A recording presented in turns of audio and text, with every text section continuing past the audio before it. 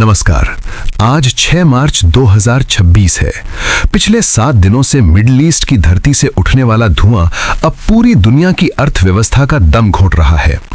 America और Israel ने मिलकर ईरान पर जो ऑपरेशन एपिक फ्यूरी और ऑपरेशन लायंस रोर शुरू किया था, वो आज एक निर्णायक मोड़ पर है।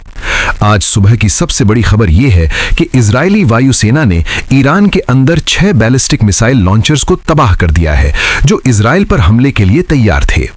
वहीं अमेरिकी नौसेना ने समंदर के बीचों बीच ईरान के एक विशाल ड्रोन कैरियर को डुबो दिया है। लेकिन क्या ईरान चुप है? नहीं, ईरान ने अनसीन वेपन्स की धमकी दी है और कतर से लेकर दुबई तक मिसाइलें गिरी हैं। आज हम इस युद्ध की हर छोटी बड़ी परत को आंकड़ों के साथ समझेंगे। आज की 3 सबसे बड़ी घटनाएं जिन्हें आपको जानना जरूरी है। तेहरान और बेरूत पर भीषण बमबारी। आज सुबह इजराइल ने लेबनान की राजधानी बेरूत के दाहिया इलाके में 26 हवाई हमले किए। तेहरान की मिलिट्री एकेडमी पर भी सीधी स्ट्राइक हुई है। अमेरिकी एक्शन। अमेरिकी सेंट्रल कमांड ने पुष्टि की है कि उन्होंने ईरान के एक ऐसे युद्धपोत को डुबो दिया है जो ड्रोन कैरियर के रूप में इस्तेमाल हो रहा था। राष्ट्रपति डोनाल्ड ट्रंप ने आज एनबीसी न्यूज से कहा है कि ईरान अपनी नेवी खो चुका है और अब उनके पास खोने को कुछ नहीं बचा। भारत के लिए राहत।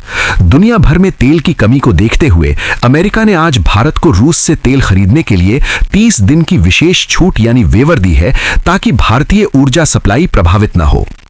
ये युद्ध 28 फरवरी 2026 को शुरू हुआ था। इसका मुख्य कारण था इजराइल का वो इनपुट जिसमें दावा किया गया कि ईरान परमाणु बम बनाने के बेहद करीब है। प्रमाण।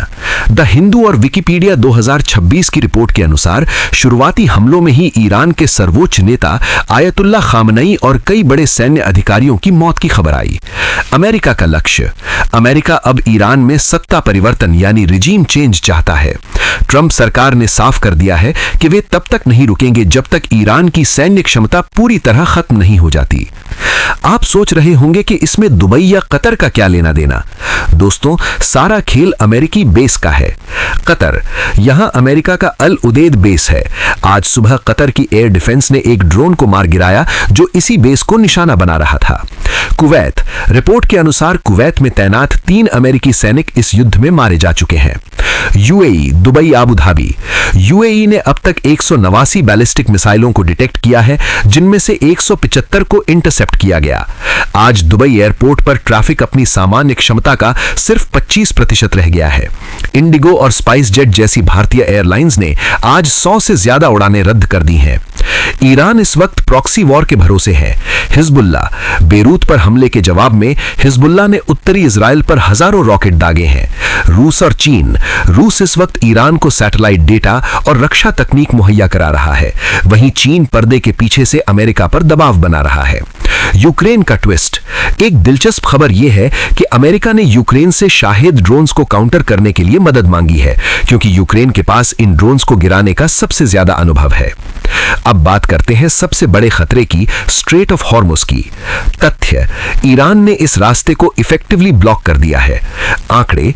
आज की रिपोर्ट के अनुसार यहां से होने वाला समुद्री ट्रैफिक 90% तक गिर गया है। पिछले 5 दिनों में तेल की कीमतों में 14% से 18% तक का उछाल आया है। ब्रेंट क्रूड आज $84 प्रति बैरल के पास है। अगर यह रास्ता पूरी तरह बंद रहता है तो गोल्डमैन सैक्स के अनुसार कीमतें $100 के पार जा सकती हैं। भारत के लिए स्थिति गंभीर है। भारत के विदेश मंत्री एस जयशंकर ने आज ही ईरान के उप विदेश मंत्री से नई दिल्ली में मुलाकात की है। चिंता। 1. खाड़ी देशों में फंसे लाखों भारतीयों को निकालना। स्पाइस जेट आज 14 विशेष उड़ानें संचालित कर रहा है। चिंता 2. ऊर्जा संकट। भारत अपनी जरूरत का आधा तेल इसी इलाके से लाता है, इसीलिए अमेरिका ने भारत को रूस से तेल खरीदने की छूट दी है, ताकि भारतीय अर्थव्यवस्था को क्रैश होने से बचाया जा सके। तो दोस्तों, आज 6 मार्च 2026 की स्थिति यह है कि दुनिया तीसरे विश्व युद्ध के मुहाने पर खड़ी है। एक तरफ अमेरिका और इजराइल की आधुनिक तकनीक है, तो दूसरी तरफ ईरान का आत्मघाती संघर्ष। क्या कूटनीति इस आग को बुझा पाएगी, या हम एक ऐसे महायुद्ध की ओर बढ़ रहे हैं जिससे कोई नहीं बचेगा? आपकी इस पर क्या राय है? क्या भारत को इस युद्ध में मध्यस्थता करनी चाहिए? कमेंट्स में जरूर बताएं। इस युद्ध से जुड़ी हर छोटी बड़ी वेरीफाइड खबर के लिए हमारे साथ जुड़े रहें। जय हिंद।